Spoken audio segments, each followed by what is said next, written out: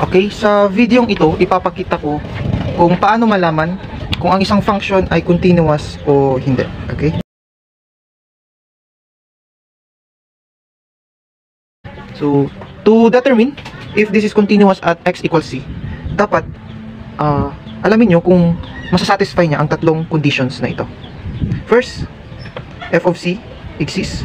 Okay, kung i-substitute, kung i-evaluate natin yung function at x equals c, dapat define siya. Okay, may makukuha tayong f of c. Second, dapat ang limit ng ating function f of x as x approaches c, okay, yung value ni x ay nag-exist din, exist. And the limit of the function as x approaches c equals f of c. Okay, f of c.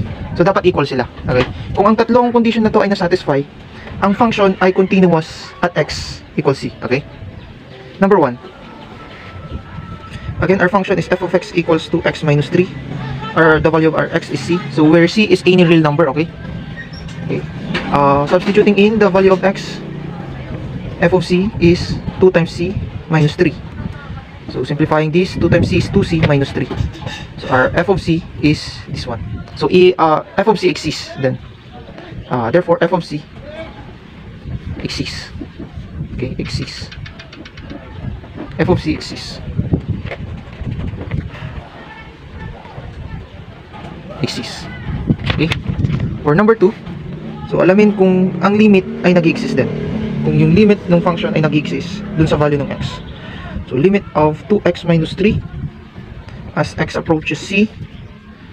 So looking at the function, so hindi tayo magkakaroon ng undefined expression kapag isa-substitute na agad si c. So apply agad tayo ng direct substitution on this part. So we're applying direct substitution, 2 times c minus 3, and simplifying this, this is 2c minus 3.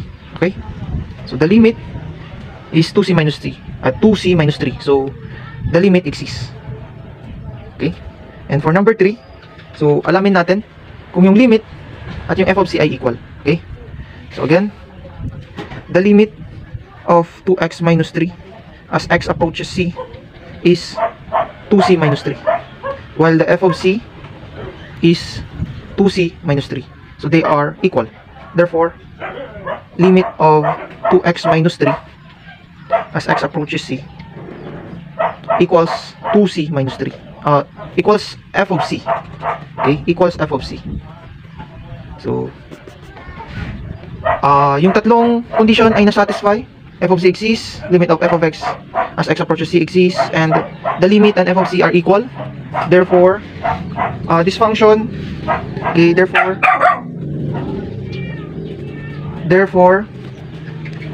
f of x equals 2x minus 3 is continuous at x equals c. Okay, so continuous ang ating function.